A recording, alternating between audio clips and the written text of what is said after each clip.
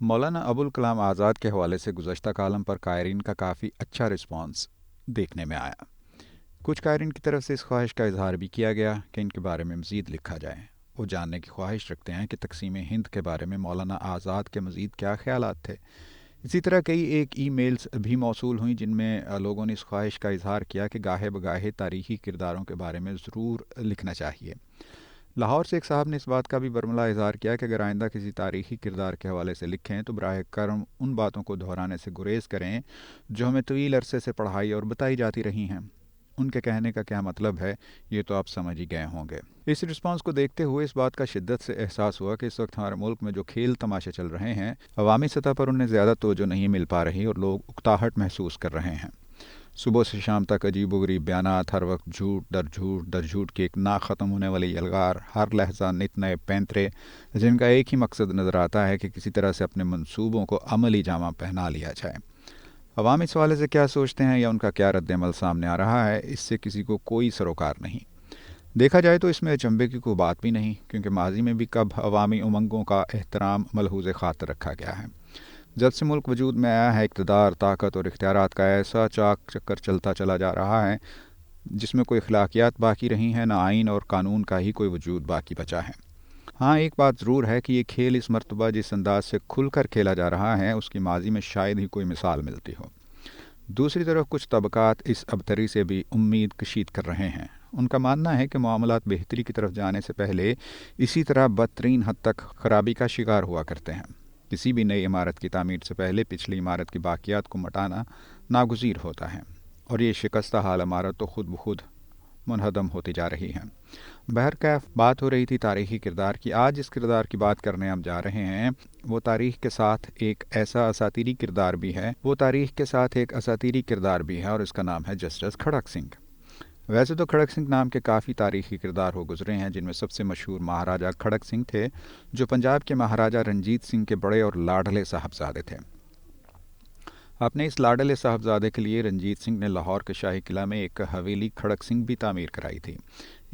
ये अलग बात कि खड़क सिंह को इस हवेली में बहुत कम अरसे तक रहना नसीब हुआ कुछ यूँ कि रंजीत सिंह की वफ़ात के बाद जब मसनद इक़्तिदार पर खड़क सिंह विराजमान हुआ तो सिर्फ 6 माह बाद ही उसके बेटे नौनिहाल सिंह ने अपने वालिद को माजूल करके कैद में डाल दिया और इक़्तिदार पर कब्ज़ा कर लिया। इसके बाद हवेली खड़क सिंह मुख्तलिफ दीगर मकासद के लिए इस्तेमाल होती रही। अंग्रेज़ दौर में इसे सरकारी अफसरान की रहाइश गाह के तौर पर इस्तेमाल किया जाता रहा। तकसीम हिंद के बाद ये हवेली तवील अरसे तक बंद रही, जिसे आजकल वर्ल्ड सिटी अथॉरिटी नए सिरे से चमका रही है। इस सारी कहानी से अलबत्ता यही सबक मिलता है कि इक़्तिदार जैसी बेवफा और खून आलूद शय कोई नहीं। ये भाई को भाई के सामने ला खड़ा करता है, बाप को बेटे के खून से हाथ रंगने पर मजबूर कर देता है, या बेटे को बाप के मुकाबले पर उतरने की राह दिखाता है। मुखालिफिन को दीवार से लगाने के लिए हर मुमकिन रास्ता अपनाया जाता है। वैसे हम बादशाहों और राजा महाराजाओं को खामखा रगीदते रहते हैं। आज के दौर में भी हालात वैसे ही हैं, अलबत्ता तौर तरीके कुछ बदल गए हैं। आज भी उसी का तूती बोलता है जिसके हाथ में ताकत होती है। बहरकैफ महाराजा खड़क सिंह के अलावा तारीख़ में खड़क सिंह नाम के एक सिख लिखारी भी बहुत मशहूर हुए। जब किसी सफ़ में जस्टिस खड़क सिंह भी खड़े दिखाई देते हैं। यही वो खड़क सिंह हैं जिनके बारे में ज़रबुल मिसल मशहूर है कि खड़क सिंह के खड़कने से खड़कती हैं खिड़कियाँ, खिड़कियों के खड़कने से खड़कता है खड़क सिंह। कहानी कुछ यूँ है कि ब्रिटिश इंडिया के दौर में पैदा होने वाला खड़क सिंह बहुत बड़ा जागीरदार पंचायती था और रिश्ते में महाराजा पटियाला का मामू लगता था, मगर था चिट्टा अनपढ़। खड़क सिंह को न जाने क्या सूझी कि उस पर जज बनने का शौक़ सवार हो गया। इसने फिलफौर अपने भांजे महाराजा पटियाला से इसका जिक्र किया। उस दौर में सेशन जज बनने के लिए वासराय की मंजूरी ज़रूरी हुआ करती थी।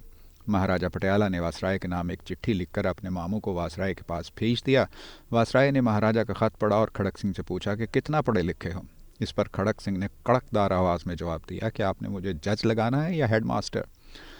बिलाखिर वासराय ने खड़क सिंह के जज बनने की मंजूरी दे दी और खड़क सिंह के नाम के साथ जस्टिस का साबका लग गया। चंद रोज़ बाद पटियाला पहुंचने के बाद खड़क सिंह सेशन जज की कुर्सी पर बराजमान हो गया। रवायत है कि उसकी अदालत में जो पहला केस पहुंचा वो एक कत्ल का केस था। थानेदार ने अदालत को बताया कि अदालत में जो खातून मौजूद है उसके शौहर को कत्ल कर दिया गया है, और दूसरी तरफ जो 4 मुलजमान कटहरे में खड़े हैं उन पर कत्ल का इल्ज़ाम है। खड़क सिंह गुस्से से बोला कि बदबख्तो, तुमने बंदा मार दिया।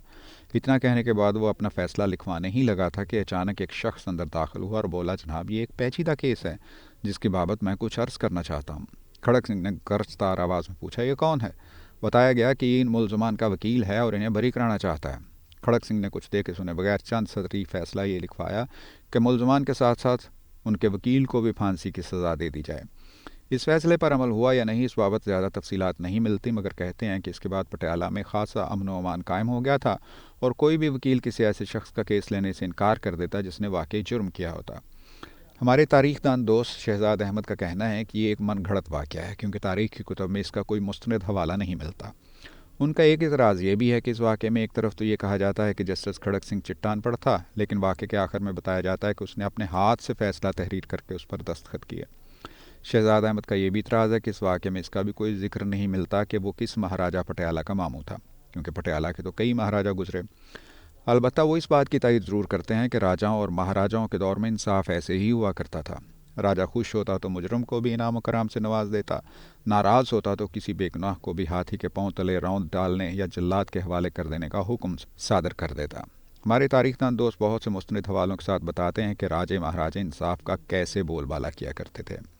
ممکن ہے کہ کچھ قائرین یہ اعتراض کریں کہ اگر یہ واقعہ مستند نہیں تو پھر کیوں کر اسے بیان کیا گیا ہے۔ دراصل کچھ باتیں ایسی ہوتی ہیں جنہیں پڑھ کر دل خام خواہ خوش ہو جاتا ہے، ویسے ہی جیسے فلموں میں ہیرو سب کچھ کر گزرتا ہے جو عملی زندگی میں کرنے کا تصور بھی نہیں کیا جا سکتا۔ ہم سب جانتے ہیں کہ یہ سب کچھ غیر حقیقی ہوتا ہے، مگر اس کے باوجود لوگ سیٹیاں مارتے ہیں، تالیاں پیٹتے ہیں۔ اس وقت ان کے دل میں یہ خواہش بیدار ہو رہی ہوتی ہے کہ کاش یہ سب کچھ عملی زندگی میں بھی ممکن ہو سکے، عملی زندگی میں بھی اس طرح کوئی ایک ہیرو برائی کی قوتوں کا کلا کما کر سکے۔ جب وہ عملاً ایسا نہیں کر پاتے تو پھر یہ سب کچھ فلموں میں دیکھ کر یا اس قسم کے واقعات پڑھ کر ان کا لطف اٹھاتے ہیں۔